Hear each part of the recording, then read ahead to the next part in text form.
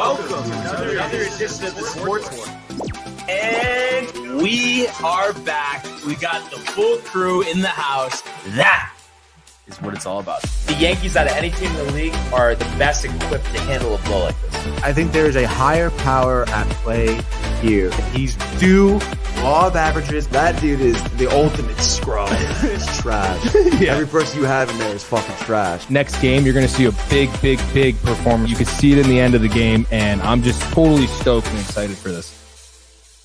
And welcome back, everybody. You are tuned into another edition of the SportSport, dude. That's right. I am your interim host for the week, basically. I guess until Friday, maybe. Well, actually, probably not until Friday, because we're the best of whatever. This is Tony here, your producer and host for the day, dude. Oh, and what a Monday it is. What a shite Monday it is out there, dude. But I'm happy to be here with you guys. Another week, certainly, excuse me, for sports. A great weekend to recap as well. We'll be getting into it momentarily. But yeah, guys, what a great weekend it was, like I was saying. We have a ton of comments to get to. First off, congratulations to my buddy Harrison Picard. Hosted his bachelor party this past weekend. Great time. I'm pretty sure he had a good time. I think he had a great time. I had a great time. I had an awesome time. In the Catskills. Shout out to the Catskills. Shout out to Rip Van Winkle, dude. What a guy. What a guy. We have a great episode for you guys here today. We'll be covering, obviously, Min-Woo Lee winning his first PGA Tour event. Do we have MLB opening weekend recap?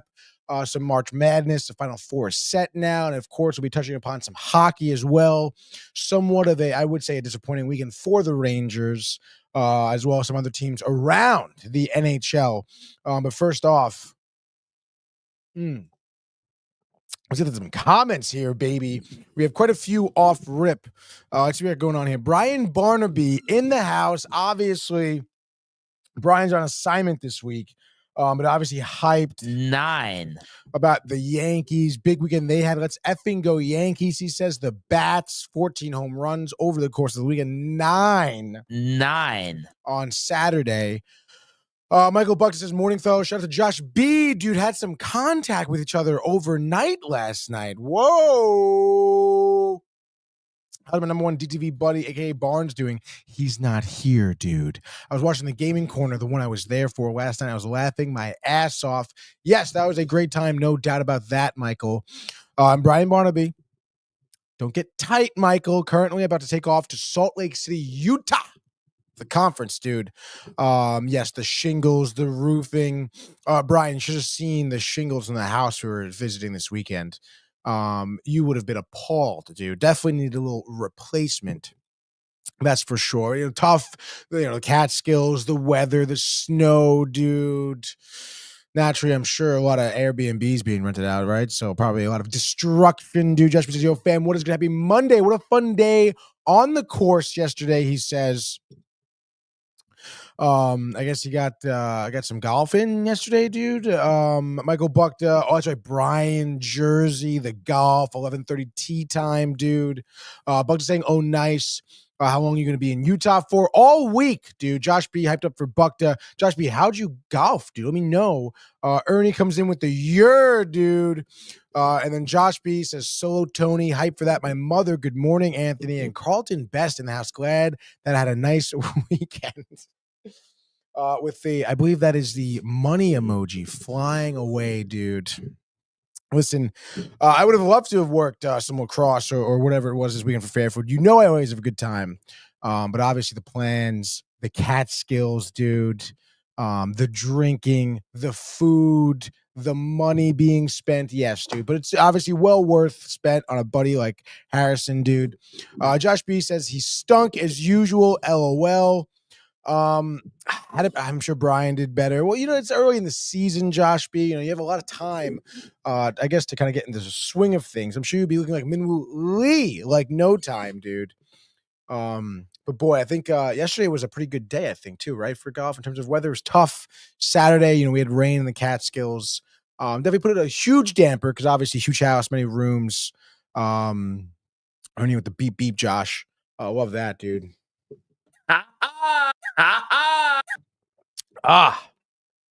Excuse me. Definitely some well-needed coffee here. But like I said, we have a lot of sports to get into. So let's do it, dude. We're starting off with some March Madness, believe it or not. And obviously, being in a house full of dudes all weekend, there were sports on the TVs in the house. Not that I watched a ton, obviously, but catching the highlights. Obviously, March Madness, a big one. Friday night kind of gets a little fuzzy, but the games we saw Friday night. In terms of covering our Elite Eight here, Auburn took care of business against Michigan. I think that was the earlier game. Houston was the later game, I believe. So Auburn didn't catch a ton of. I was keeping track of it, but the second half pull away, 12 points.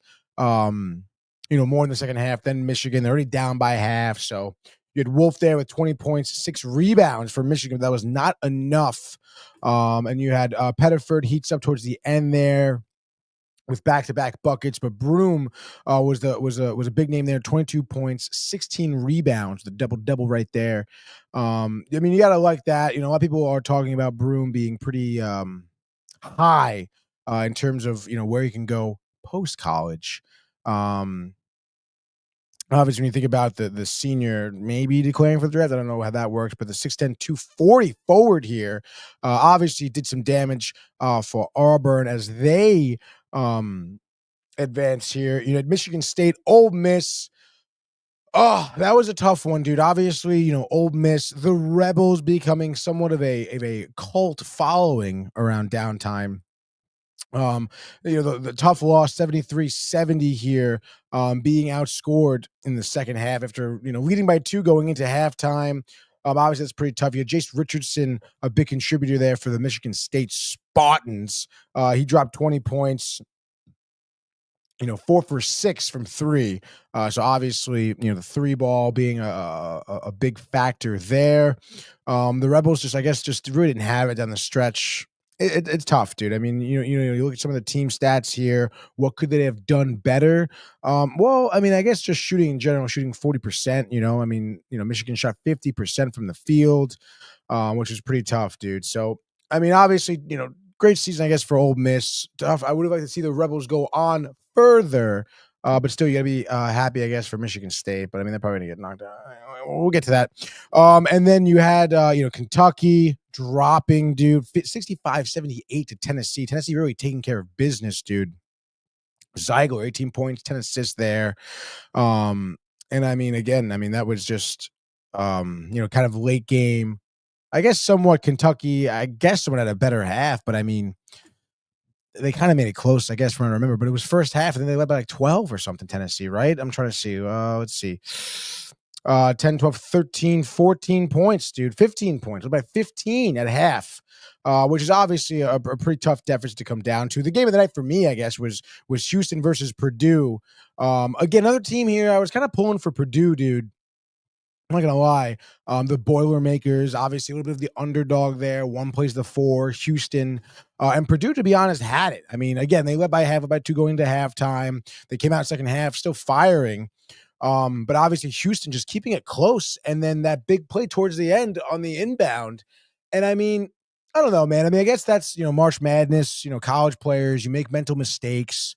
But we've seen it a couple times now here. And I guess maybe that's why, obviously the attractiveness of March Madness, because you never really know what's going to happen. But it's like, Houston, this guy inbounds the ball. And then gets right back, easy layup, dude, and it's just wide open. You don't cover the guy who inbounds the ball. And we said it, I think, at the Horseshoe. We saw a very similar play. I forget who it was. Maybe it was Michigan State. It doesn't really matter. But it's like, that guy who inbounds the ball, apparently, rule of thumb fundamentally is one of the more dangerous guys in the court. You got to cover him. He was wide open. There was nobody on him. And I guess, Houston, better team. They drew up a play and they executed exactly how you would want it. Obviously that's the effectiveness of the play, the drip off the inbound. They had a lot of moving pieces running around, which disrupted, Purdue's setup and defense. And then, you have a man wide open off the inbound, which is tough. And then that was the game winner. There was like a second left or something under that, less than a second. You weren't coming back from that. So Purdue, after that nice little push, comes up empty-handed, which was a shame. But we move on to Saturday now. We get some games going. This was also pretty crazy. Obviously, Saturday, you have big games. Duke, Alabama, Florida, Texas Tech was the early game. And in my opinion, obviously that was the game of the day. Duke blew out Alabama 85-65, outscoring them, obviously, first half, second half. Easy money there.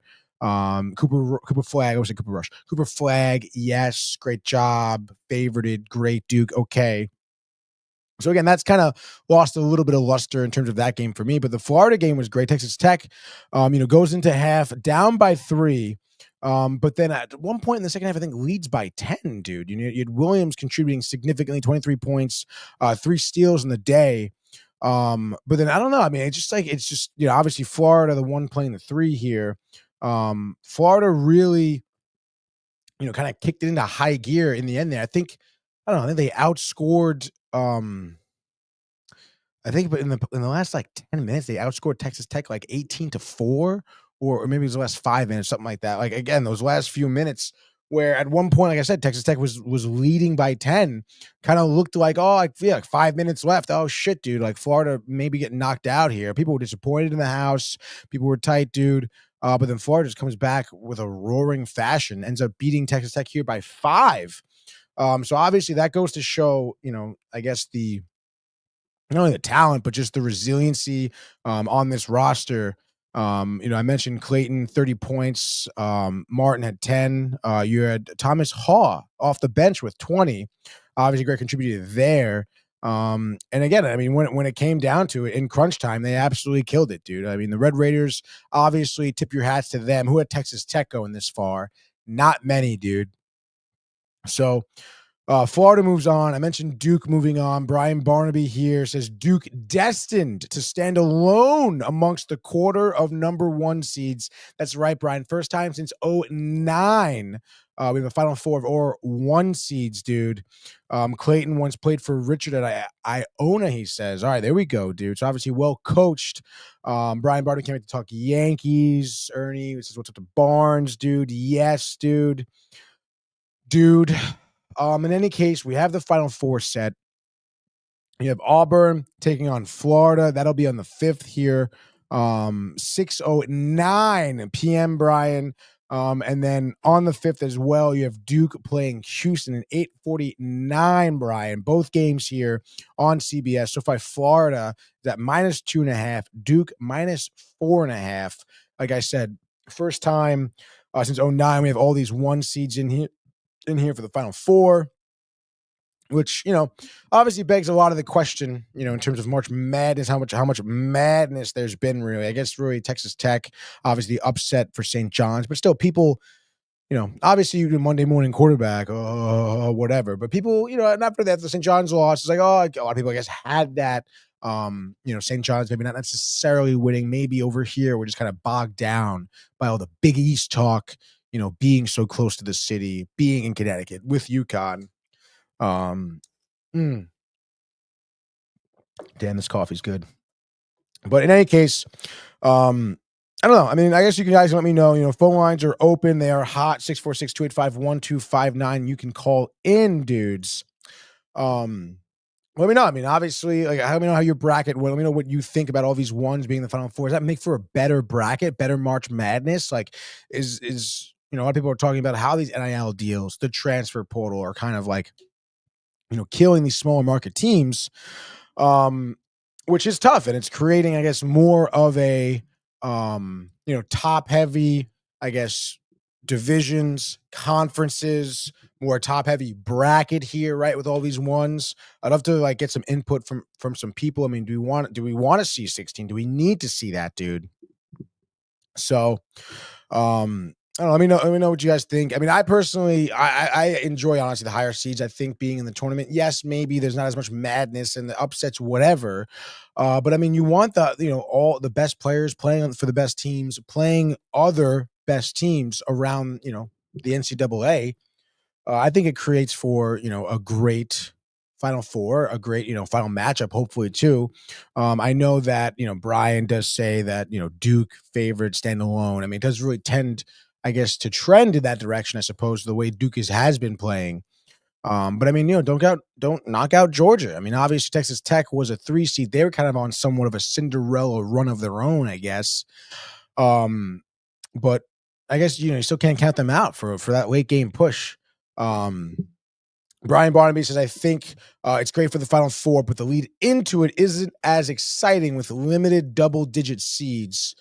Yeah, I mean, I guess that's the payoff you get. Florida is playing with fire, he says. That's pretty interesting. So I guess maybe, Brian here think Auburn kind of takes the cake here later in the week. I don't know. I don't know. I kind of like the Gators right now. I mean, Auburn, yes, playing well. But I don't know. I guess we'll see. I mean, I guess we'll have a little madness of our own over there. But in any case, that's your Final Four. That's what it's set at. I think overall March Madness for me, even though, yes, the double-digit seeds you don't see, we still had 2, phenomenal games, I think, this weekend that were really I guess really 3 phenomenal games in terms of being super close down to the last second, which I think is enough for me. I mean, I don't know. I mean, a lot of games this weekend, Saturday, Sunday, Friday games. I don't know if I went over Sunday, Houston, Tennessee. I guess really those weren't really exciting games. I guess Auburn taking out Michigan State. That was a close game, I suppose. Again, Broom, the 3. People thought he was injured. I think he got x-rays or whatever. All good. Returns back. Hits the big 3. Drops 25 points, 14 rebounds. I mean, I guess Auburn, Florida State is a great matchup. I guess with that firepower, I suppose. And we'll see how Broom performs. But yeah, I guess Sunday were good games too. I don't know. I think, whatever, dude. 1 plays to 2, 2 plays to 1. I mean, regardless, these games are good, even though you'd expect maybe Houston, Tennessee, a little bit closer, 19-point difference there. In any case, dude, I think the Final Four is going to be sick. We have more comments, dude. Oh my God. Matthew Ryan should really just fucking take a hike, I think. Let's see what we got. Michael Buckta questioning how good they are doing. Watch out, Matthew Ryan, about them Yankees. 20 runs, he says, dude. Brian Barnum says Florida trailed in their last 2 late, dude. And he says, let's go. Matthew swinging the bats at Brian Barnaby. That's what a real New York team looks like, putting up over 20. After the Mets, he says, LOL. Honestly, Matthew, you really should, I think, take a seat, dude. Where's my fucking steak? Josh B says with the transfer portal, eventually the small seeds won't stand a chance. That's absolutely right. I mean, I think, Nick Saban, I believe talked about this years ago, when, obviously it was happening a lot more in football now. It is kind of tough, dude. I mean, what are you going to do? You're going to limit the transfer portal? I mean, I just don't know, or maybe you do the whole, you get a red shirt for the rest of the year. I don't know how that works necessarily in basketball, but I believe they can just start playing, right? I think, kind of tough, dude. Kind of tough for sure for those smaller schools. But I mean, hey, man, I guess that's just the way it's trending in the right direction, dude. Can't wait for the 124 team tournament. He says spreads will be 30 for the first few rounds, dude. Donna in the house says good morning. All good morning, Donna. Brian Barnaby also says, good morning, Donna. Brian says, we cleared up the infamous opening day video. Josh B was in the archives. Really, forced redshirt would change things. Right? I mean, if you're not going to be able to play, what the hell? There's 1,200 plus kids in the portal. And I mean, you really can't blame the kids, obviously. If I'm a player who maybe, growing up, didn't really have the opportunities in high school, but was good enough, gets recruited by a local school or whatever, like maybe an Iona or Fairleigh Dickinson, or even Sacred Heart, for example. I could have a career year, my freshman year, lead my team in points, and then transfer to a bigger school and hopefully, make a name for myself. Sure, dude, that's great. But it is tough. I mean, I think it does put these kids in tough positions, but obviously, hey, man, it gives them more opportunities. It does suck for the schools, but I mean, at the end of the day, isn't it the whole point of college is to, propel, the best athletes into the professional league? I mean, I guess you really don't want to Like, are you really that worried about, oh, like, we got to have these spread out. We got to have March Madness be that, like, the upset city so people watch, so we make money, TV deals, ad revenue. The schools make more money because they're in it. I mean, like, yeah, I guess figure out what really your priorities are. Yankees dominated Brewers. Yes, Matthew Ryan. Josh B says hi, Donna. Donna says hi. Brian Barney says they want to make the money, dude, and have a chance to make the NBA. They can't do that at Sacred Heart. They really can't, dude. I remember, I think my freshman and sophomore year, we had my sophomore year, I think we had a player who led the NCAA in points. I think transferred to Seton Hall at the time. That was like 2018, 2017.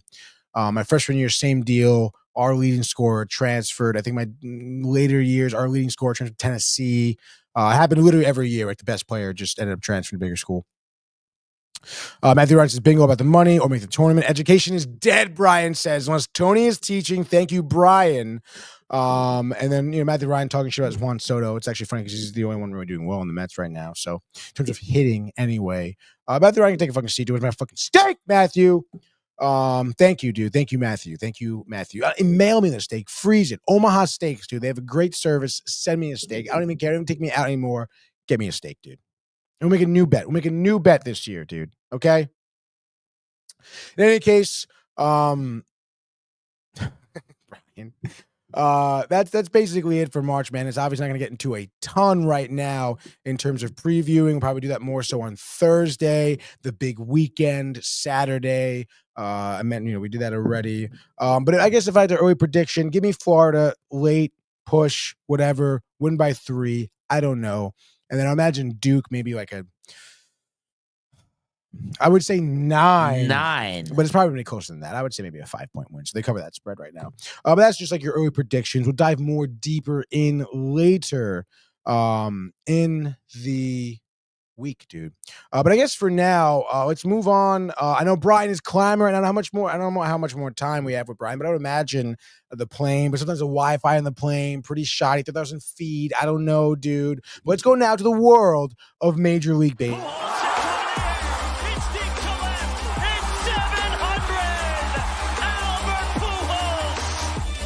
What a play!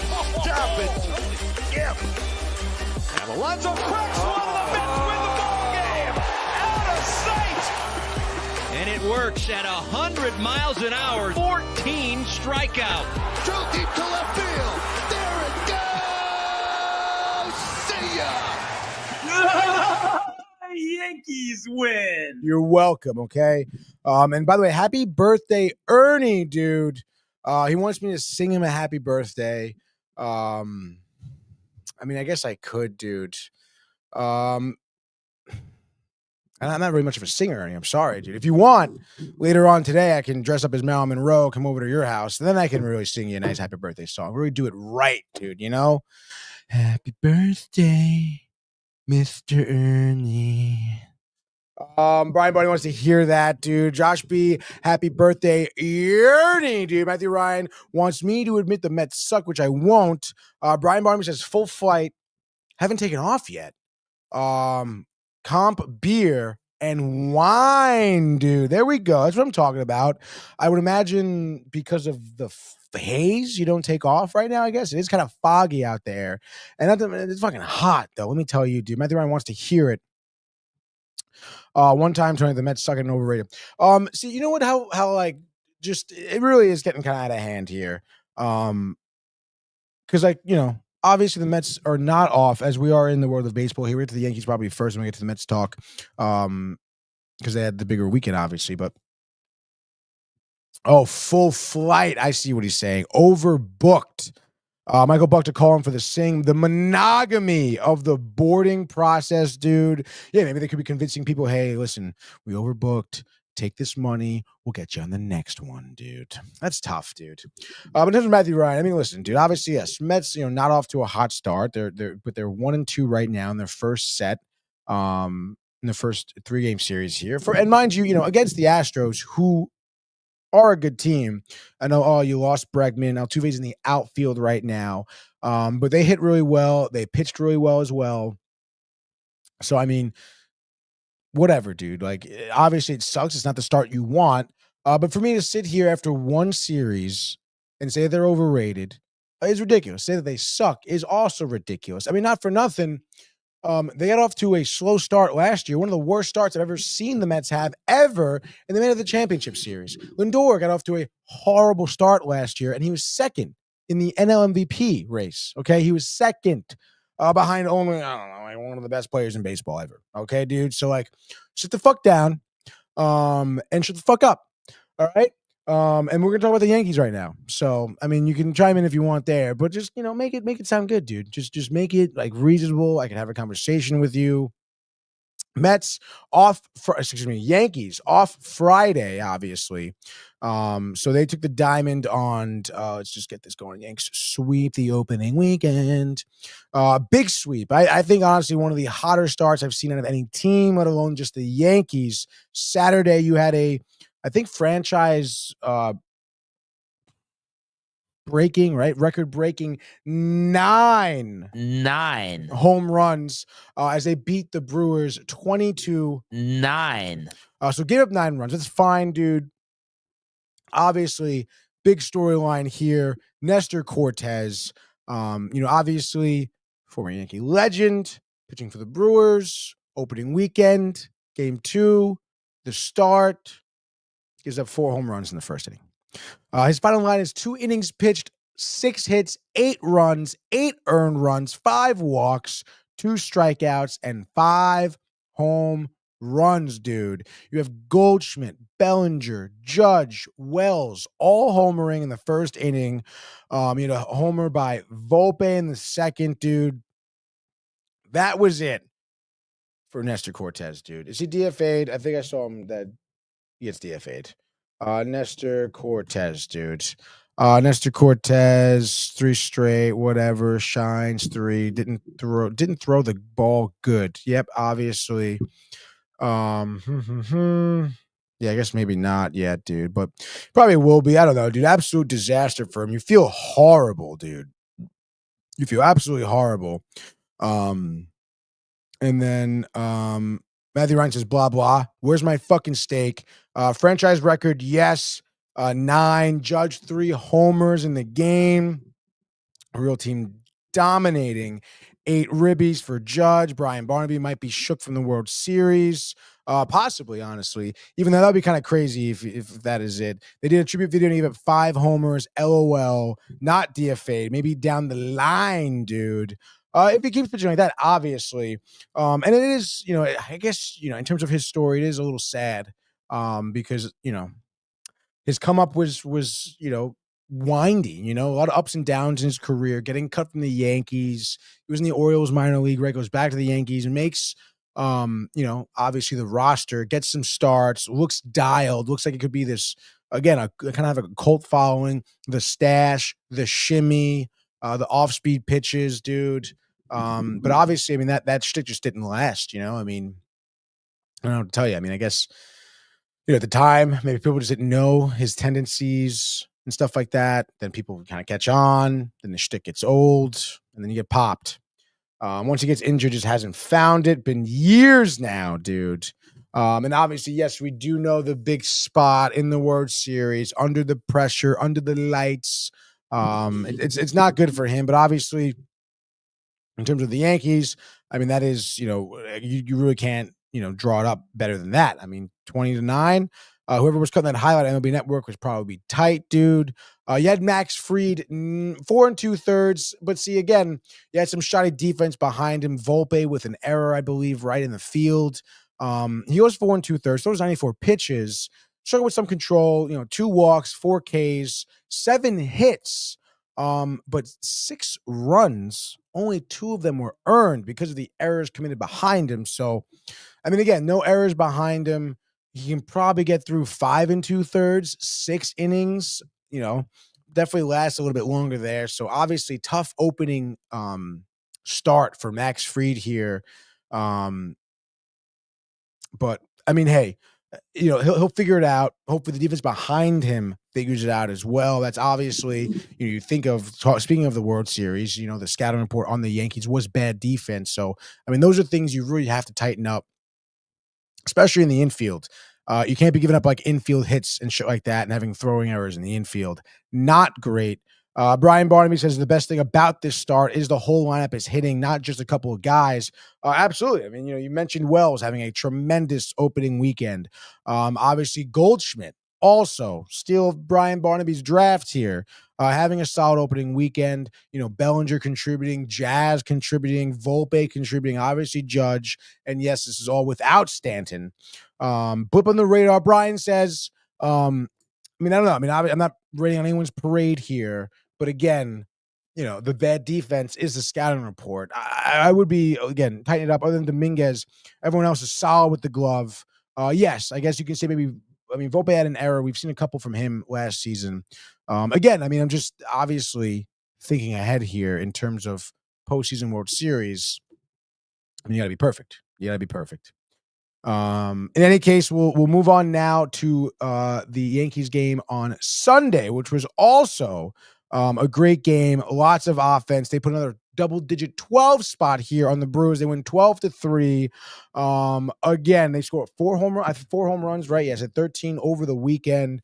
Who was hitting those home runs? Oh, Aaron Judge. Chad Chisholm had 2 on Sunday. Ben Rice had 1 in the DH role there. Number 22, dude. You gotta love that.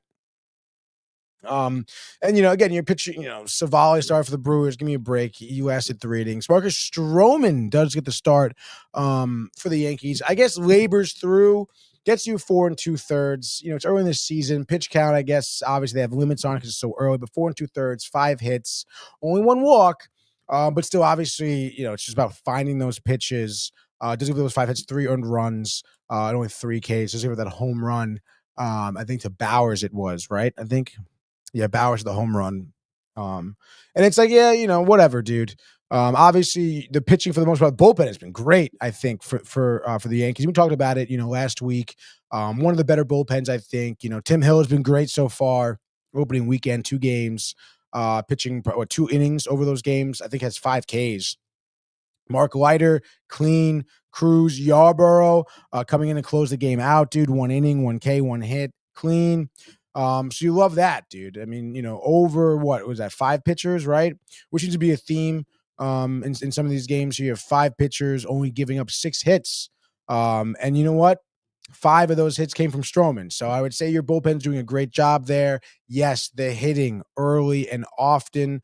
You get 11 hits as a team on Sunday. 12 runs. So, that's obviously great. Like you said, everyone contributing. Tim Hill, the assassin. Mark Leiter, dialed, dude. Stroman was okay. If we hit like this, it will play. Well, obviously, put fucking 12 runs up. It's not often you see Stroman give up that and your bullpen stays clean. Yes, dude. Let's see. Judge is not human, he says. Brian Barnaby also says Jazz does not take well to intentional walks in front of him. That's pretty much it. Ernest says 1 of 14 down, he says, which is pretty interesting. I guess the mentality. Good for you guys. Obviously, like I said, you can't really drop a better opening weekend than this one for any team, really. The emphatic victories. Like I said, 13 home runs. What was it, 32 runs over the past 2 games? Outrageous, dude. And obviously, a big storyline too coming out of the Yankees are their new bats. Their boy MIT. I guess I forget who they were saying they saw first. Maybe it was Volpe or Wells. Was just like hitting the ball a lot more consistently at a different part of the bat, kind of like where I guess the logo is. So they're not the first people to do so. I know Lindor has used this bat before. Other people around the league, other teams, obviously because of the Yankees, because of this weekend, it's becoming more so in the limelight now. But they kind of have like that. They lower the barrel of the bat. Let's see, Yankees bats. Share this tab instead, dude. Just so you people at home can get a little bit of a look here. Let's see, dude. So these are the barrels now. You can kind of see it. Maybe I'll show this photo. This photo right here, right? Obviously, you think of a traditional bat. The barrel is at the end. It doesn't kind of like come back around almost like this bowling pin. It's kind of more so in the middle. The meat is in the middle, which again, I mean, that kind of makes sense if you're just looking, logically. Twins, Cubs, Rays are using the bats. LOL, need to chill. LOL. Well, yeah, like I said, I mean, I'm not saying this like, oh my God, it's because of the bats. Obviously, it's becoming more of a storyline now because, well, you fucking score, over 30 runs in a weekend. I mean, yeah, that's what they're going to be talking about. Like the Twins, Cubs, and Rays don't do that at all. And also because it's in New York too. Obviously, Yankees are a team that's always under the limelight. So because it's happening in New York, there's gonna be more of a spotlight, of a questioning about it. And I mean, hey, I mean, if they're out there, they're changing their bet. That's fine. That's obviously working. I mean, you can't doubt that here. I think they interviewed Jazz about it. He says there's not much of a difference in terms of using it. He just, swings and hits. It's kind of what his mentality is. He was told this is better by an expert, and he's like, sure, like give me a bat, I'll swing. It doesn't matter. I still think it's something to talk about. I mean, I think it's something that the MLB, I'm sure, will certainly address at some point, like we've been seeing with obviously the changing of the balls, the changing of the, I guess, tolerance of spider tack and sticky stuff and stuff like that for pitchers. MLB does change their shit a lot. Obviously in the recent years, think of the new rules they added, the bags, the ghost runners, dude. Like, I think it's something that is worth talking about that I'm sure MLB will address. If this becomes more of a, I guess, thing for pitchers, if you see more guys maybe using these bats, more guys maybe having success, you're definitely going to see it become more of a narrative, I think, around the MLB. But in any case, Yankees, great opening weekend. I'm not sure what they're off today, I think, right? I'm pretty sure they're off today. Brian would know more than I. Yeah, travel day for them, I guess, because they'll be going on the road. No, they're staying home. So it's just a nice off day. They're hosting the D-backs tomorrow, 7:05 p.m. TBS national game. That's nice, dude. Tuesday night action, 7 p.m. from the back section. So obviously good for the Yankees, dude. Ernie, yes, off. Which is great. I mean, obviously, nice off day. And let's see, dude. Let's get to the Mets. Why not, dude? Mets have kind of the opposite of the Yankees opening weekend here. They dropped 2 of 3 here in Houston. Obviously, the opening day, Thursday, we did that already. They played Friday, Saturday, off Sunday, which was, kind of interesting. It would have been nice to have, the Mets on Sunday as I was kind of getting back from the Catskills. Whatever, dude. But the Mets, on Friday, believe it or not, they fucking won. 3-1, dude. And, obviously we'll get to the weekend as a whole here, but let's look at this game specifically. You had Tyler McGill on the mound, who pitched really well. 5 innings, 3 hits, 1 earned run, 1 walk, 6 Ks. Again, early season, pitch count, minimum, 77 pitches. Bang, dude. I think he definitely could have went more later in the season. He will be going more. And he looked really good, dude. He really did. Only up 3 hits. I mean, that's phenomenal, dude. Obviously, low scoring game, but hey, whatever. The Mets bats have been slow to start. You do get the scoring opened up by Mark Vientos, which is great. I think it was his only hit of the weekend, I believe. An RBI double to score Nimmo. Same inning. Winker singles to center to score Vientos. And, what I kind of liked about this game, because, obviously Thursday they started Acuna. He made some mistakes at second. Big gets to start here at second, and I think he looked great, honestly. I think he looked really good. Made some solid, I guess, plays in the field. Wasn't really necessarily challenged a ton, but didn't make any errors and seemed comfortable at second, which I like, dude. Obviously, he was 0 for 2 with a strikeout. Whatever, dude. Acuna did end up pinch hitting for him, striking out, by the way. So, I don't know. We'll see what happens. Soto homers in the third for his first as a Met. Cranked one. It was great.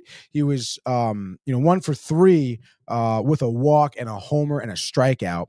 So obviously, again, Soto still kind of, I guess getting into the swing of things here. Definitely, getting walked a lot still. So, I think it's going to take some time maybe for him to kind of really get into his groove. I mean, again, you can keep talking your shit. Mets had 5 runs in the weekend. Yankees had 5 home runs in 2 innings on Saturday, LMAO. And again, again, people talking shit. continuing to talk shit, and I guess Yankee fans will talk their shit. But we've seen it so many times where a team puts a 20 spot up, homers, and then can't fucking hit for 2 weeks. So we'll see. We'll see. It's one series, opening weekend. Obviously the Yankees aren't gonna be hitting like this all year. So, we'll obviously see what happens. Very ironic, Jeff Passan's comments coming into the season, that pipsqueak may be out of a job once ESPN loses MLB.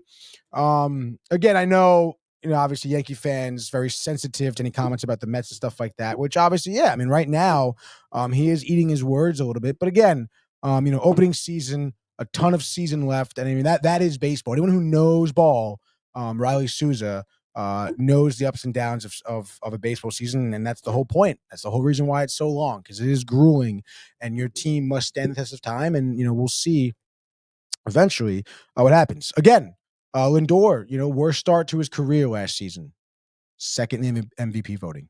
So not how you start, everybody knows that, but how you finish. Okay. And last I fucking checked, Yankees didn't finish with a World Series victory. So we'll see what happens as shit progresses. Brian to say more so about what he said about the Yankees. I mean, yeah, obviously eating his words now as well. And it really should be interesting, I guess, what happens when ESPN loses MLB. I don't know who's like, I just hope like Sunday Night Baseball doesn't like go to like some streaming service or something. I don't know. Part of me kind of thinks that the ESPN just kind of keeps baseball, even though they do have, I guess, it's not really their best covered sport. Obviously, they do a lot of football, basketball, more so. I guess their focus, but I don't know. It does worry me for the future of baseball too. I mean, baseball, I think, is a sport that deserves more limelight, and they are trying to go back to the rule changes and stuff to speed up the game, make it a little bit more watchable, make, obviously stadiums are more of a fan experience than I think anywhere else in terms of any other sport. I think baseball has a tremendous fan experience at every stadium. Okay.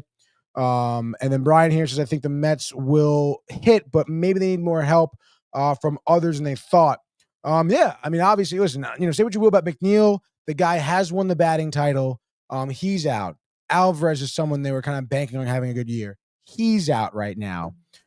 You do have these guys that are off to slow starts, right? Which again, you're banking on Vientos to having a hot start. You're banking on Alonso to have a hot start.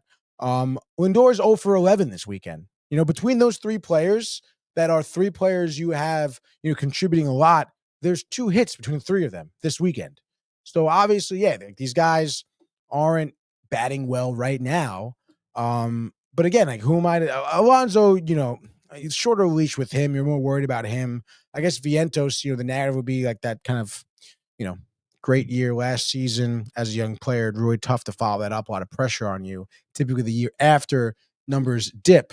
So that's a concern there. Lindor, like you said, we've seen him millions of times, not millions of times, but since he's a Met, does not start off his years very hot. So you imagine these guys turn around. They were challenged a lot by the Astros. I think people are also underselling the Astros right now. They have great pitchers. Schwellenbach over there was great. Valdez, obviously. The bullpen is solid. Hader is in prime form right now. Their Alvarez is great. Altuve was making great plays in the outfield. He was hitting, dude. Diaz had a couple hits, or 1 hit, I think, and an RBI and right on Thursday. I mean, they have guys right now. Pena has been great too. Tucker. I mean, they have great players. Carl Ravitch on the broadcast said hopefully they will come to a new deal. That would be great. NBC would be the favorite. That would be nice too. But who's going to be on that coverage? Sal Licata, dude? I really hope not. And Kev Dew, obviously, and I think I missed his comment earlier on. He says, let's go. We want the smoke. Yankees fans already think they're winning the World Series. LMAO, Matty Ryan, shut your mouth. You're annoying. Thank you, Kev. Let's give the Yankees the World Series because of a good opening weekend. Stupid Yankee fans talk shit about the Mets, and look how the Mets started last year and where they ended up. I mean, listen, I said it before. I mean, that is baseball. It's just an absolute grueling season. You really don't know what teams are looking like, at the towards the end of August, beginning of September, going into October. You don't know. Enter the bitter Mets fans. Which again, I mean, listen, you can talk your shit. But like Kev do say, I mean, it is like, it's the same shit as if we were talking shit on opening weekends. It's the same shit as if when we talk shit about how, we have been beating the Yankees in the Subway Series, like overall regular season, it's the same thing, I mean, like we're gonna talk their shit, they're gonna talk their shit. And he says, I did make him listen to the final inning in the full Yankee postgame on the way home from golf. Oh, wow. That's hilarious. But, I think, like you said, at the end of the day, like I said, really, not like you said, you're not saying shit.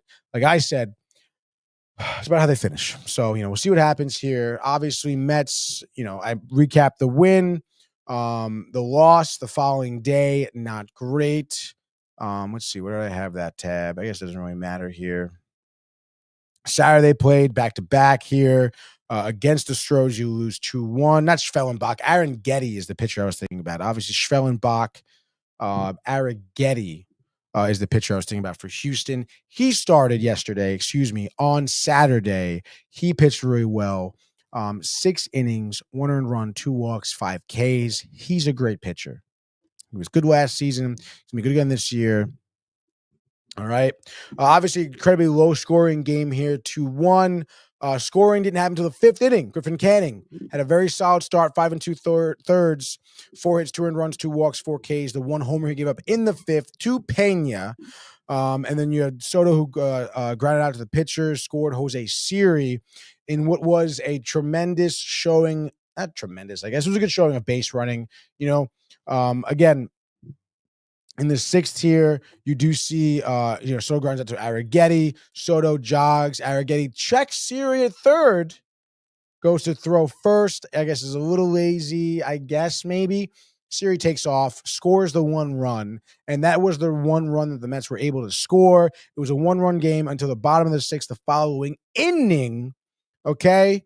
Canning did a double to Alvarez. Perez was on the bags. He scores, comes around and scores. Tough 2-1 loss. I mean, again, the Astros are a team that you would expect to be in the playoffs. Okay.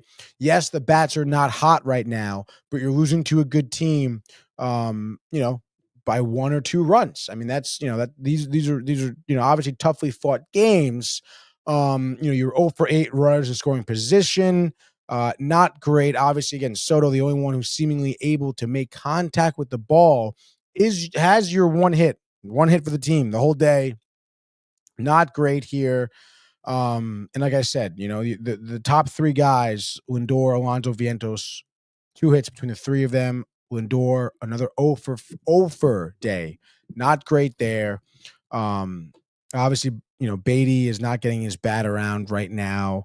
Siri, obviously, I think he actually scored. I think he drew a walk. I think he didn't get a hit, obviously. So with the 1 hit. The good news is, though, I guess the pitching looks phenomenal. I wouldn't say phenomenal, but pitching looks great. Your bullpen has been awesome. Mets bullpen so far this weekend. I wrote this down here. Let's put the people. Yeah, dude. Mets bullpen here. Okay. Actually, I don't want it on this camera. I want it on this camera. Mets bullpen, 9 2/3 innings pitched over the weekend. 3 hits, 0 earned runs, 6 walks, 9 Ks. Stanek, Garrett, AJ Minter, Diaz, dude, Danny Young. All these guys we saw make appearances this weekend looked great. The starters were solid too for, I think, opening weekend, where maybe you're not getting those high pitch counts. You're not, asked necessarily to go deep into games yet. I think Canning, obviously we get Peterson tonight, but the starters across the board, I guess you could say Holmes, not phenomenal by any means, but they're getting somewhat of the job done. Obviously, as a Met fan, you're way more worried about the bats, which is kind of ironic because coming into the season, you're kind of more like, I'm worried about the pitchers. The bullpen seems lacking. There wasn't really much movement there other than maybe Minter or bringing back a couple more guys from last year. Obviously, the opening day rotation here need a little bit of a shuffle because of injuries. But you'd expect, Montas, still question mark, but Manaea comes back. He's going to be dialed in. And that the bats are going to come around. Like we've seen it before. We've seen it happen, not even just with the Mets, but with, other teams across the league, long seasons. So, hopefully the pitching can kind of, stay true here, hold what they're at. And when the bats come around, you'll be winning games 12-3. Okay. So I think there's still a lot of hope, I think, to be honest. And, like I said, you got to be happy with what the pitchers are doing right now, which is great. So, I mean, I guess a lot to look forward to. You're playing Miami starting tonight. I mentioned Peterson on the bump here. I think that's going to be a great get right spot here for the Mets. Let's see actually who's pitching. I'm not really sure who is pitching for Miami, dude. Let's see. We're on Mets obviously off yesterday, which I'm not recapping any Sunday game. Oh, it's a Quantrill start. Cal Quantrill here. Obviously you want to look at Miami. They had an opening series here. It's Pittsburgh. They had a 4-game set, and they took 3 of their last 4 at home here, which is obviously a great start to Miami. But you look at some of their scoring. I mean, 5-4, high scoring, 4-3 the loss, high scoring, 5-4 in final 12 innings. Wow. And then 3-2 win yesterday. Cal here obviously getting his first start, as well as Peterson. I think maybe, I don't know, maybe Mendoza, because, we talked about, the opening day starter, why Clay Holmes. Why wouldn't you throw a Peterson out there? Because he pitched so well for you last year. Maybe this is why. Maybe Mendoza thought that Houston series would be really hard fought. Maybe he was like, all right, maybe we can make up for it with our bats. Was wrong in that one. But now, like I said, get right spot here. You got Peterson, who was dominant last year. A lot of, inducing a lot of ground balls and stuff like that. Not necessarily the strikeout stuff, but, reaching back for that fastball when he needs to. And then of course, maybe that'll just get the bats going as well. I mean, Cal Quantrill, what were his numbers last year? So Quantrill's numbers last year. 4.9 ERA, 8 and 1100 Ks, over its career, regular season. I'm not gonna go that deep, ESPN, whatever. Obviously kind of tough getting popped over there, at Coors Field. Oh, I think it will be for Miami. A big upset here, dude. And I guess we can go, kind of, around the MLB. On Friday, you had the Blue Jays taking on the Orioles, 8-2. Gossman with a good start. Fantasy League, let's go. Padres taking down the Braves. Oh, yeah, by the way, the Braves start their season 0-3. Does anybody worry about them? Tampa Bay beats Colorado, woo-woo, 3-2. Cameron Misner's 9th inning homer won that game for them. You had the Pirates on Friday defeat the Marlins. That was the one game they won here. Rangers beat the Red Sox 4-1. Jonah Heim had 2 homers. Tanner Houck not looking good. Jack Leiter looking good. D-backs trashed the Cubs 8-1. Kelly, nice job there. Jameson Tyone almost picked him up, honestly. Glad I didn't. Seattle lost 7-0 to the A's here. Luis Castillo, a little banged up there, not great. Dodgers beat the Tigers in 10, 8-5, whatever, dude. Saturday games. I guess really nothing crazy here. Obviously, the Yankees, whatever. Orioles bounced back 9-5, went over the Mets. Padres won 1-0 against the Braves. Peralta got the win. Good for him. Wandy Peralta. The Angels beat the White Sox 1-0. Watch out there. Cardinals beat the Twins 5-1. Eric Fetty with the win. Don't expect to see a lot with him. Phillies took care of business against the Nationals 11-6, dude. Kyle Schwarber, the 3-run homer for the Phillies. Bang, he's hot. Let's go. And then we also had the Rockies beating the Rays 2-1. With the Marlins, continuing their good start. That was the 5-4 win in extras. To the Reds 3-2 over the Giants. Rah. The Royals here beat the Guardians 4-3. Bobby Wood Jr. having an opening start. Nice RBI double for him in that game. You had Adolis Garcia with a big dinger for Texas to put them over the Red Sox 4-3. Red Sox not off to a hot start. They're 1-2 to start the year. Watch out. Cubs bounced back. Kyle Tucker had his first dinger as a Chicago Cub. Imanaga had a solid start there. His ERA through 2 starts, I think, now, right? Because he did start over in Japan. He's 1-0 with a .82 ERA. Dodgers, they're 5-0 right now. They beat the Tigers 7-3. A's back-to-back wins against Seattle, 4-2, dude. So that is. Oh, I guess we had Sunday games too. Totally forgot here. Yes, the Yankees, whatever. Blue Jays 1-3 over the Orioles. Chris Bassett, great start, dude. He's 1-0 so far in the year. So good for Bassett. They're going to need him if the Blue Jays want to be in the race for the playoffs here. The Braves 0-4 spot. They lost 5-0 to the Padres. Nats over the Phillies 5-1. Aaron Nola, not good, dude. Rays beat the Rockies 6-4. Marlins over the Pirates 3-2. Pirates suck, though. I don't know whoever had them better than them. I think Riley said that. Giants won 6-3 over the Reds, dude. Angels beat the Red Sox again 3-2. So Angels, great opening weekend on the road. They're 2-1 after their first 3 games set. The Guardians, also speaking of 2-1, 11 hits, 6 runs against the Royals here. Michael Wacha, good. Bullpen, not. Cardinals, Twins 0-3 start. They lose 9-2. 9-2, dude. Steven Matz gets the save, dude. How about that? Matz out of the pen. Watch out for that. Red Sox dropped their 3rd game of the year against the Rangers. Garcia, another home run. Dos Garcia starting the year off hot for the Rangers. Love that for my fantasy squad here. And then Diamondbacks put up a 10 spot here, and the Cubs 10-6. Mariners do finally bounce back against the A's 2-1, which will bring us to Monday here. I mentioned Yankees off, Mets on. Peterson, 6 innings, 1 earned run. Soto, Lindor, homering. Alonso, maybe an 0-4 spot still right now.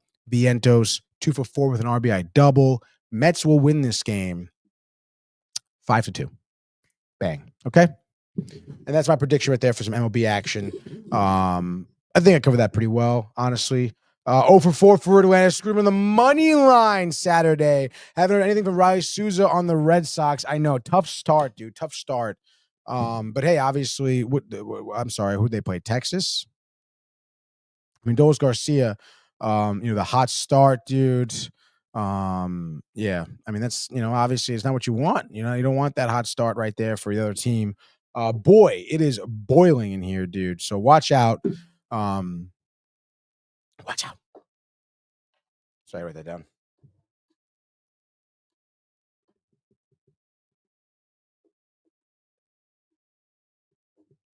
Big bounce back game for the Mets. Big one. All about the Mets, baby. Oh. Whew. All right. It is heating up in here, guys. But that really is about it, I think, for baseball. Obviously, yes, tough for the Mets, but they're going to bounce back. Matthew Ryan, where's my fucking steak, dude? Okay, don't talk until you have my steak. Let's go now to the world of the National Hockey League. Speed, here he comes. McDavid shoots, top shelf, he scores! Captain with the overtime winner! That's the middle quick, hit counter. It's a world-class hit right here. Tomsky stepping, Rick Washington made the full split save. Are you kidding me?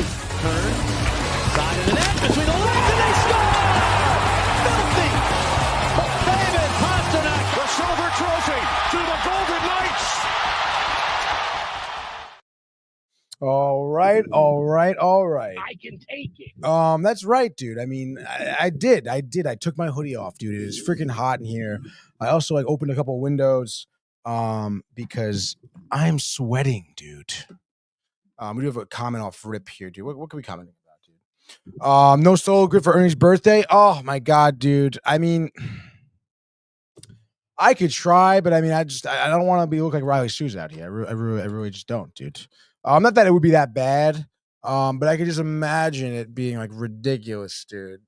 Reds, Tigers, Reds over 2,000 hits, I'm here though. Tony Kev says I can take it. I mean, if the people want, I gotta give what the people want, I guess, dude. Ernie, this is a happy birthday grid for you, okay, dude? So let's see what we got going on here. Let me share it here. All right, not terrible, I guess. Boom.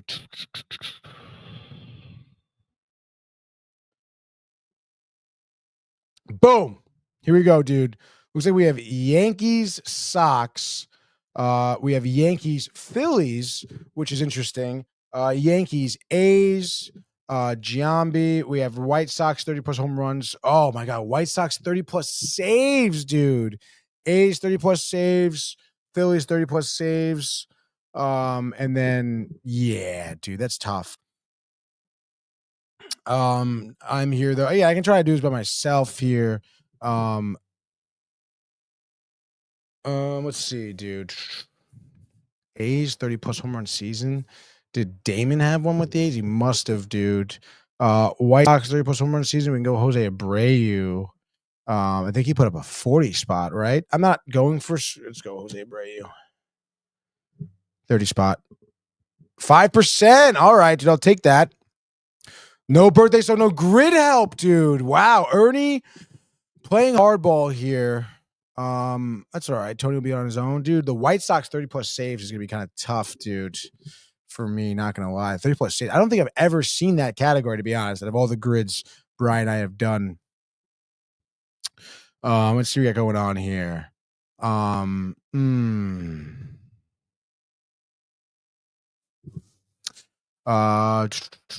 Phillies 31. Again, I'm trying to think, maybe not so simple. Brian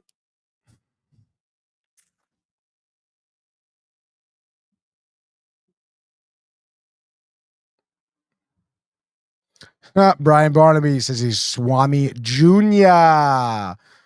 Dennis Eckersley. For what, Kev, do? White Sox 30 plus saves? Kev do. Not very often we get guesses from Kev do, to be honest. Let's see, dude. Roberto Hernandez. Ernie with the help, dude. Thank you, Ernie. Roberto Hernandez. Sox 30 saves. Oh, there's two Roberto Hernandez's. What the fuck? I hate when this happens. Is it 91-07? I feel like if it was 06 to 16, I probably would know about it. And I feel like Ernie, the 90s. Boom, dude. It is Roberto Hernandez from the 90s. 5%, dude. Yankees, White Sox. A Matthew favored Edward Encarnacion. That's a good one. Edwin Encarnacion. The fucking Pirate. 0.6. Love that, dude.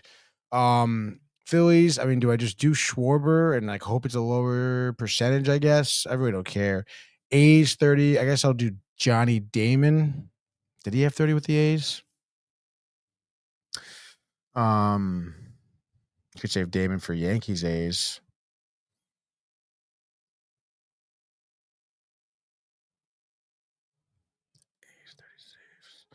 I mean, I guess I'll just do Kyle. Why not, dude? Kyle Schwarber. I'm just gonna get through this. 8%. That's pretty low, dude. I'm not gonna lie. Kind of thought it'd be a lot higher. A's 30 plus home run season.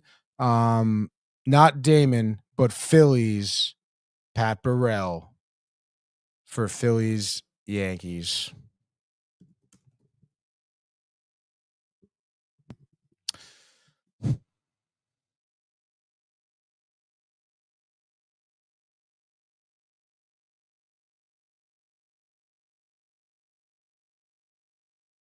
It doesn't really fucking matter now because obviously the miscommunication blew it, dude. It was homers. Yeah. But then what for Phillies? I already have Phillies homers, Brian. Like, why would you even toss that out there? That was like the first one I did.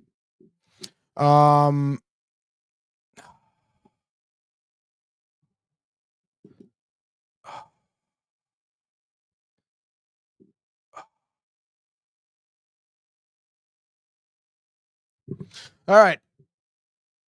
Oh my God. I mean, do I even attempt?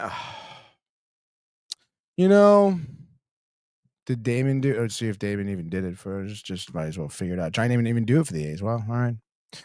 Doesn't really matter, dude. Doesn't is Ringhauser? That's a good one, dude, for 30 saves for the A's.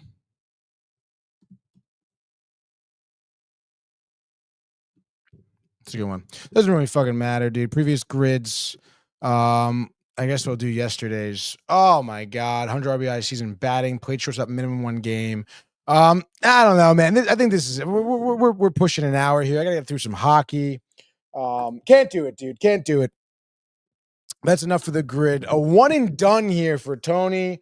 That's fine, dude. Listen, I appreciate everyone's help. I really do. You guys are all great. Tommy Donovan says great college hockey yesterday. UConn lost in a heartbreaker, he says. That's tough, dude. I know. I think we were watching UConn Quinnipiac the other day. UConn was like trashing them, it seemed, to be honest. But hey, I mean, what are you gonna do? I mean, obviously college hockey. I don't even know who they lost to be honest. The Delta Wi-Fi dude, he says, wow, on Ernie's birthday, the monogamy dude, sudden death L. That's what you could do, dude. And that's what happens with Tony. Okay, there's no take backs, there's no gimmies, there's no second chances, dude. You get one shot at life. All right, you get one shot at the immaculate grid, and you better make it count, dude. And obviously I didn't, so I live to die, Brian. Another day, as they say. Thank you. Mets go 3-0 with 30 runs. We keep grinding, I think is what he meant. Listen, honestly, dude, I mean, again, the hate is really crazy this year.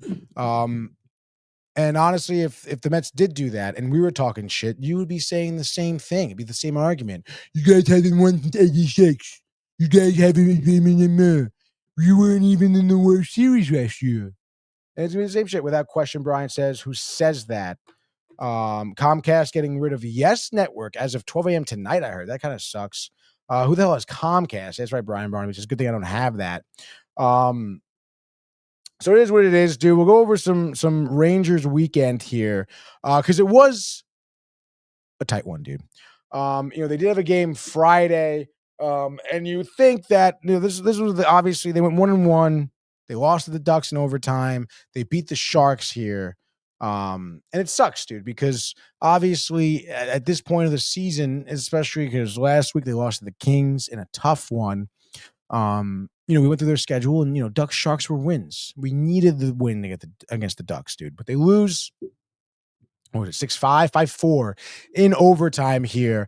And they absolutely blew this game. They fucking blew it, dude.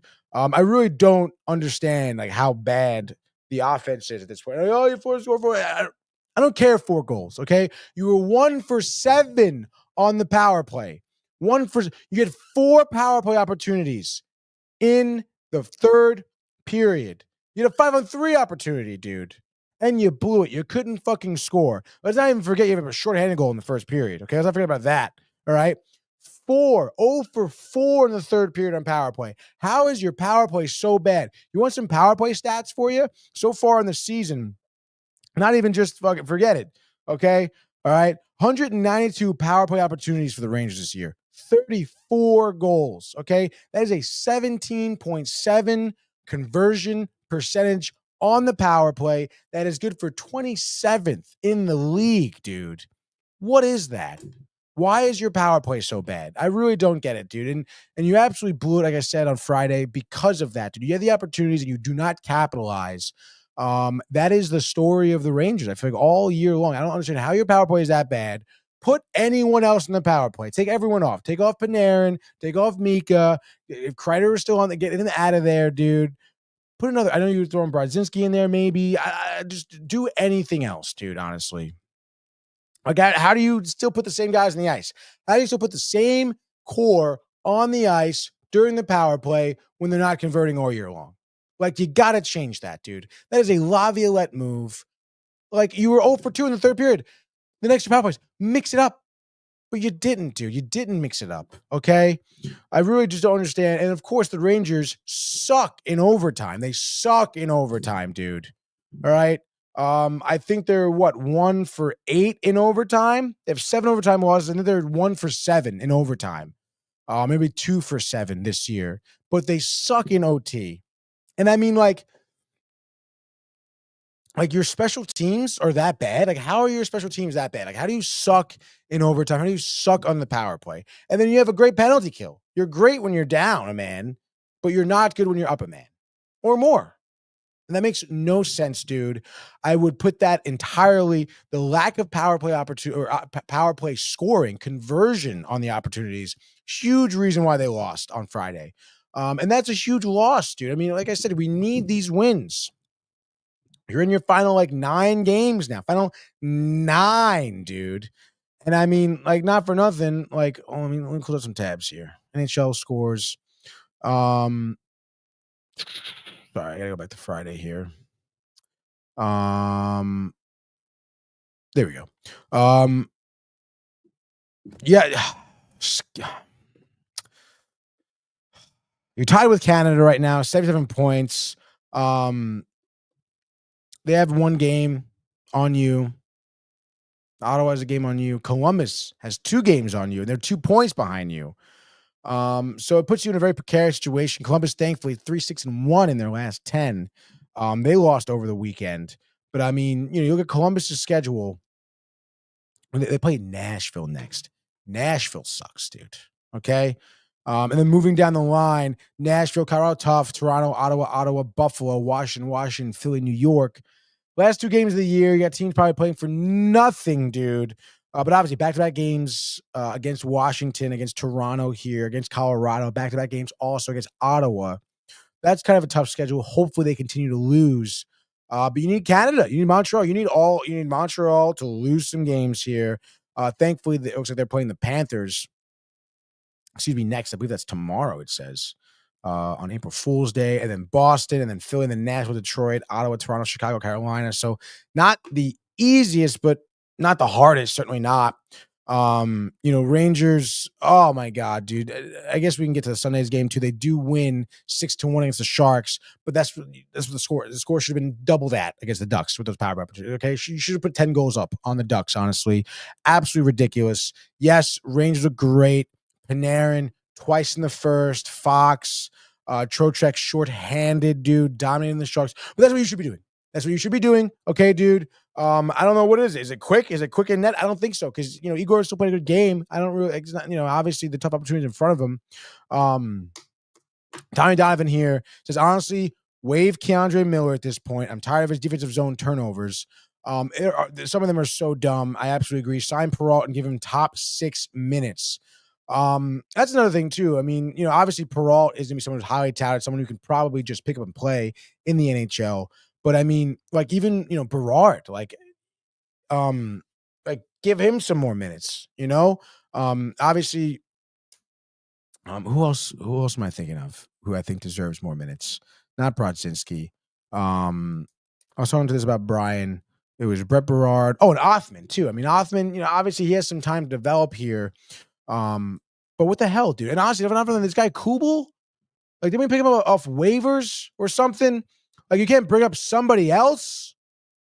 2nd round pick to Philly. All right. Let's see, dude. Who was he with? He was with Buffalo, I believe, this year. 19 games with Buffalo, 1 goal, 1 assist. I mean, I don't know. Why are we starting this guy so much? 28 years old. He's been in the league for a while. Yes, he's on Washington. He's on Colorado, Toronto, but doesn't have a full season under his belt. 67 games. I guess that was the cup winning year, maybe 22 points with Colorado. But what the hell, dude? Come on. Oh, we have a bunch of comments here.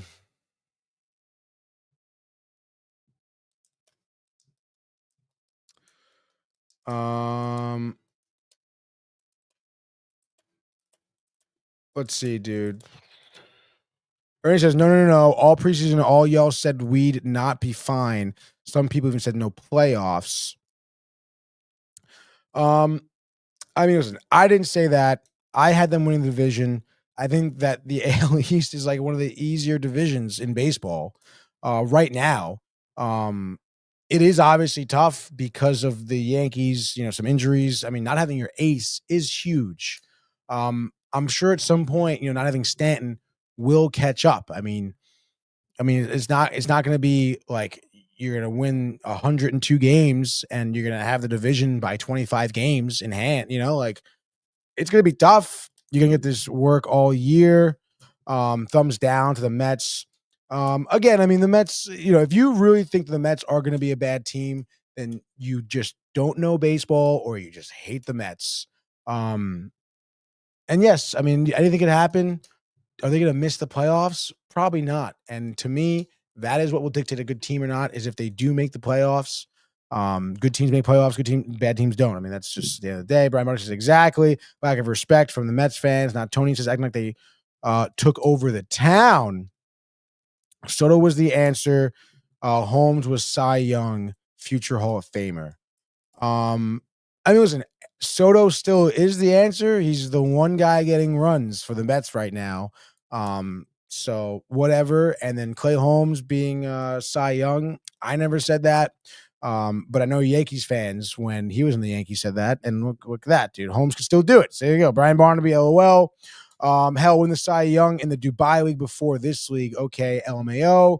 Brian Barnaby laughing. Was the lack of 2 points Friday the kiss of death? Honestly, if it was no points, yes. The fact that you did get a point, though, did help out a lot. Ernie wants Lundqvist back. I wish we still could have Lundqvist, honestly. That's the greatest tragedy, I think, in the NHL is him never winning a cup. Isles, 5 straight losses. In a point where the Isles could make a push for the playoffs. They lose 5 in a row. Tough, dude. Clay Holmes and Fried are the same number this weekend, and Max Fried is supposed to be a big-time starter. Shaking my head. I will say Max Fried, bad defense behind him, not great. Worry about the Rangers Wednesday night. If they're not playing since Saturday, we will be there, says JD. Big game. Who did I say it was? Minnesota? Was it Minnesota? It is against the Wild. That is weird. Again, they play Friday, Saturday, off Sunday, Monday, Tuesday. Again, the quirks of the Rangers schedule, I guess it's been like that. Even last season we were complaining about that. They do really have to win on Wednesday. Peralt should be added. JD says Othman, yes. Brian Barnes says Holmes and freaking Pair sounds like a Mets fan argument. Stanton started swinging over the weekend. Maybe Labor Day in sight, dude. A solid one on LMAO. The latter, Tony, laughing. Obviously here, to keep it focused on the Rangers. Listen, it's not over. It's so annoying that it's not over because you are limping into Wednesday with some hope, and probably close to no confidence. But, obviously super tough weekend for the Rangers. There's really no excuse here. You're playing a team like Minnesota. I don't know how Minnesota's been doing as of late, but they are in that wild card spot, the top one here. They're 5-4 in their last 10, dude. Again, a team that's probably still struggling with some injuries. I'm trying to see depth chart here at this game, dude. Give me the depth chart, please. Erickson X still out. Slated to return on the 6th. That's tough, dude. Kaprizov, obviously, we know will still be out as well. He's like to come back afterwards. So, I don't know. Maybe you can sneak one past the Minnesota Wild here. Again, you look at their schedule. A lot of their losses, came recently because they're struggling with injuries. Dallas, Vegas, New Jersey. They did lose to New York early March, overtime. The Rangers won it. They got 2 points there. That was huge. So, you kind of hope for the best there. That is probably some of my hope, JD. The fact that they beat Minnesota earlier this month, and they're still kind of struggling. Minnesota's still dealing with those injuries, we could see the Rangers get hot offensively and score, put up a 4 or 5. So they did score 11 goals this weekend. It's bad teams, yes, but they scored 11 goals. It's not over yet, he says. Been a mess since Shaw left. Frank Reich, new coach for Stanford. Reich gives them a shot, maybe. Been a missing Shaw left. That is tough for Stanford for sure. But hey, Frank Reich, I mean, that's a great coach right there, dude. But then again, what do I really know? Obviously, the Mets off today, dude. College football, LOL, Brian. Yes, I know, dude. I guess, I mean, why not, dude? Let's get into a nice little frenzy here. It's how many games we have on the slate here. I guess around the weekend, though, around the league, I should say. I think Caps lost to the Sabres Sunday, but I think Ovechkin scored. I think he's 5 away now from Gretzky's goal record, which is absolutely just ridiculous. With 9-10 games left for them. We do have a little bit of a slate here. We got a 4-game slate. All right, so why not? Let's get started, dude.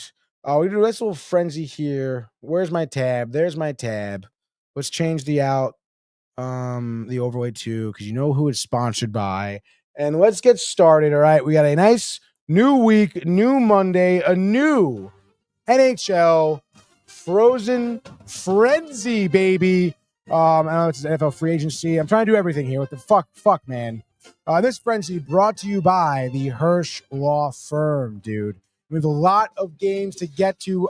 A 4-pack here, a full pack of Gansett Tall Boys to get you through your Monday. God knows I fucking need it, okay?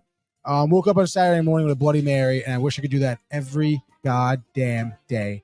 We're going to start 7 p.m. Here we go in New Jersey, the Prudential Center. Speaking of the Wild, obviously making their East Coast tour here against the Devils. Minnesota, plus 135. We know the injuries. We know the wild card position. We know they've been doing great in their last 10 games. They also dropped 3 of their last 5, but so have the Devils. Their last win came against Minnesota 2 days ago, a 5-2 win. Obviously in Minnesota. They travel back to New Jersey now. So honestly, I think the woes continue for the Wild here. I think there will be losers of 3 in a row, obviously, after tonight and then Wednesday. I say they lose to the Devils here. I'd say Markstrom shutout, to be honest. Minnesota struggling to score here. Only scored 2 against New Jersey. Got shut out by Dallas. Only put 1 up against Vegas. In those 3 games, they scored 3 goals. So they get shut out here. Markstrom, 4th of the year. He's been playing really well for New Jersey.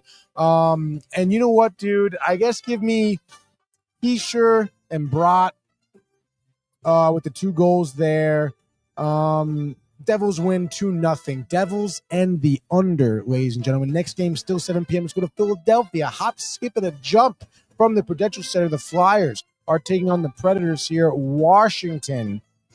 Road Dogs, plus 105, not by much. Over-under is 5.5. Second and final time these 2 teams will face each other. Flyers working on a 2-game win streak, beating Buffalo, beating Montreal. Thank you very much. Outscoring those opponents 13-8. So giving up a lot, but scoring a ton, dude. Flyers took care of business too. Late November, 3-2 OT. I say Flyers hot right now. Predators not. So give me the Flyers. Not playing for much. Torts gone. New coach.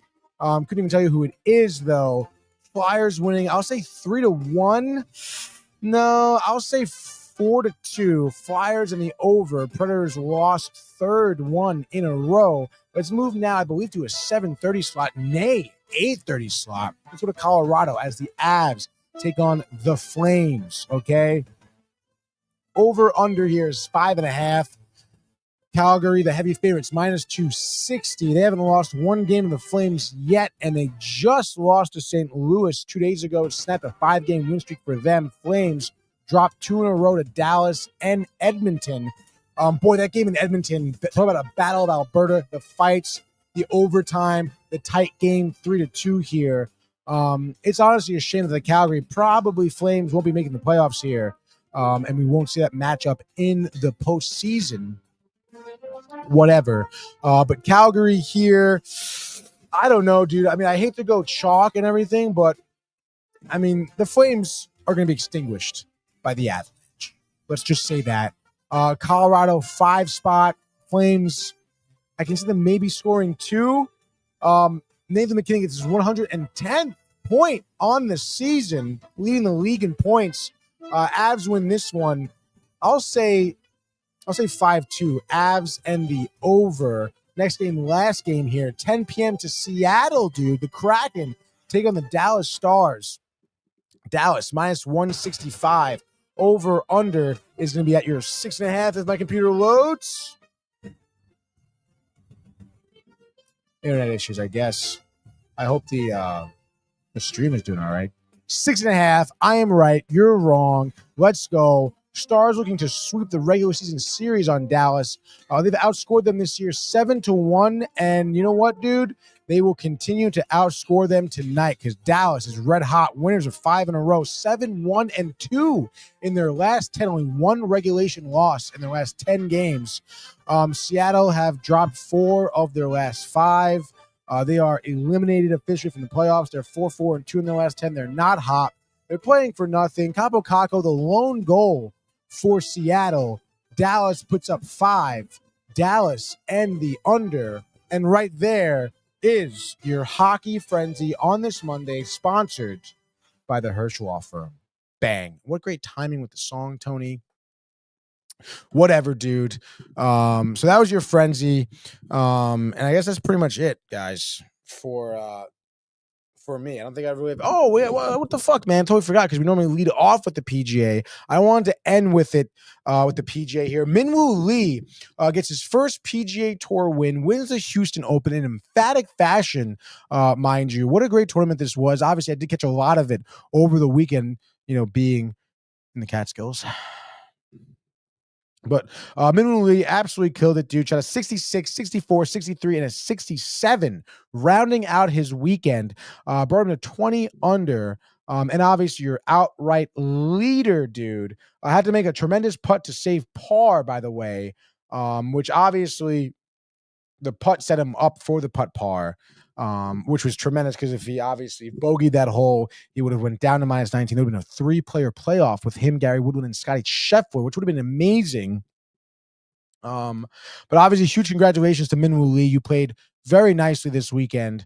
Came up huge, dude. Brought the energy. Had a nice following, the look, the Pit Vipers, dude. So great job for him there. Gary Woodland also played great. I was looking more so at Scotty, dude. You look at his 4 rounds here, 67 opening up, which was 2 under par, 62 in the second round, 69 in round 3, and a 64 in round 4. So again, really good play, and then not so great play, not so really great play. Kind of made him, a lock here for second. Obviously, he played great. But you look at his second round, that 62, I mean, he was making everything was going in for him. I don't think he had one bogey all day long. Then you go to round 3, and he is, 2 putting, 1 putts, dude. And if you think about it, you look at that round 3, he had 2 bogeys on the front 9, was it? No, let's go to round. Excuse me. Let's go to his round 3 here for Scotty Scheffler. Yeah, 2 bogeys, which again, 2 bogeys, wow, it's not that bad. But they came, off of bad putts, dude. And it's like we've seen Scotty struggle sometimes on the green. And if you want to go to the Masters and win again, you got to tighten that shit up, dude. If you think about it, you had those 2 bogeys on 4 and 13. If you parred those, all of a sudden you're probably at minus 20, and then you're playing in a playoff for the Houston Open, dude. So, a couple mistakes here obviously killed him. 67, in round 4. I don't think he had any bogeys at all in round 4. No bogeys in round 1. But hey, when you have such high competition here, coming from some guys, everything kind of counts here. You had Sam Valimaki, dude. He was tied for 4th. I'm sorry, and he was the lone man in 4th at 17 under. You had a 4-way tie for 5th. Wyndham Clark, Taylor Pendrith, Rory McIlroy, Alejandro Tosti, who's getting kind of toasty and angry after a few bad shots. All tied for 5th, minus 15. Taylor Pendrith was once, I think, in the lead in round 3. He opened up his tournament with back-to-back 65s, but a 70 in round 3 kind of ruined his chances. 65 in round 4 just kind of kept him on the outside looking in here. Then you had Ryan Gerard alone in 9th at 14 under. Mackenzie Hughes, 13 under. Tied for 11th, we had Jaeger, Hodges, Eric Cole, Hayden Springer. No, not Hayden Springer. No, Eric Cole. Excuse me. We had them tied for 15th at 11 under. Joel Damon tied for 18th at 10 under. Harry All tied for 18th. Jason Day tied for 27th, Brian. Jake Knapp also in 27th. Jesper Svensson had a few good shots, tied for 27th at 9 under. Tony Finau tied for 32nd. Kurt Kiyama tied for 39. Thomas Dietrich, my sleeper, tied for 47th, dude. I think he was my sleeper. I don't even know. Sungjae Im in 60th, dude. Notable guys who did not make the cut: JJ Spawn, Seamus Power, Austin Eckro, dude. Who else do we got? Who didn't make it? Joe Highsmith, dude. Pot Geeter, Siwoo Kim. I guess it's Aaron Rye, dude. Didn't make the cut. So tough pick'ems for a few of them. Bo Hosser, we knew that, dude. Noah Kent, the amateur. Jimmy Walker, dude. So a great tournament, at the Houston Open. Beautiful course. Looked great, dude. And again, big congratulations to Min-Woo Lee on his first, PGA Tour victory. No bowling, question mark, UFL, MLS. We have to set up a bowling, TCA, DTV bowling outing. Absolutely. Dude, I haven't really paid attention to bowling in a while. Why was there a big open this week? Was the US Open this weekend, or I don't even know. And it'd be nice if PGA, actually they may be on the app. Let's see here. Let's do a quick check, dude. Does the ESPN app even have the PBA? Let's see. PGA, golf, more sports. They have WWE, which, not for nothing, if they have the WWE, which isn't a real sport, they should definitely have bowling, dude. And they don't have bowling. So they have snooker and badminton and chess and horse racing. Disrespect, dude. It's all right. Bowling, just like me, has been getting disrespected my entire life, dude. So I think that'll pretty much do it, dude. I'm fucking dry mouthed, tired of talking, dude. Better luck tomorrow on the grid, dude. I'll try it again tomorrow. Obviously, I'll do it by myself, I think. But then again, it doesn't really matter. I don't care, dude. Obviously, I thank everyone in here for tuning in, dude. You guys all killed it. The fan base. We appreciate all of our, Yankee fans showing up to watch the show. It's really great.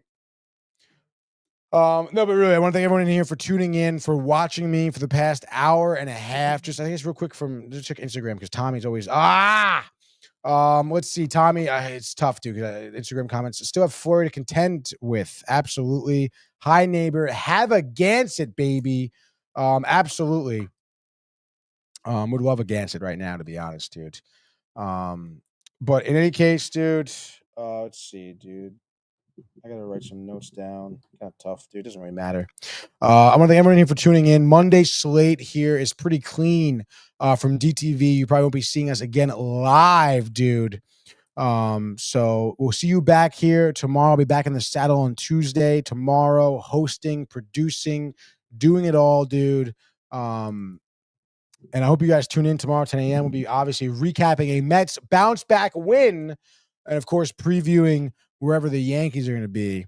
They're at home against the Diamondbacks. We said that already. And of course, hopefully we'll talk about some hockey. Maybe some news will break over the night for some NFL. Who knows, dude? But tomorrow we got SportSport 10 a.m. We got Binge Buddies at 8. So tune in, watch some stuff. We got White Lotus coming at you. Maybe we'll see a movie today, dude. It's kind of so freaking foggy. Might be worth it.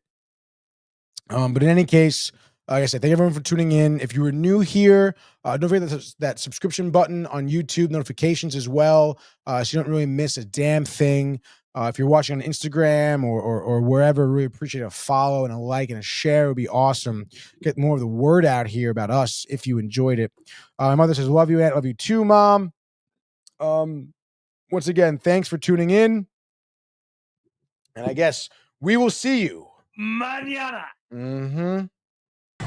Hey guys, Tony here from Downtime TV checking in. I want to thank all our fans out there who's been liking, subscribing, sharing our content. You guys are the best. You guys are our bloodline. You make us love what we do. Thanks again.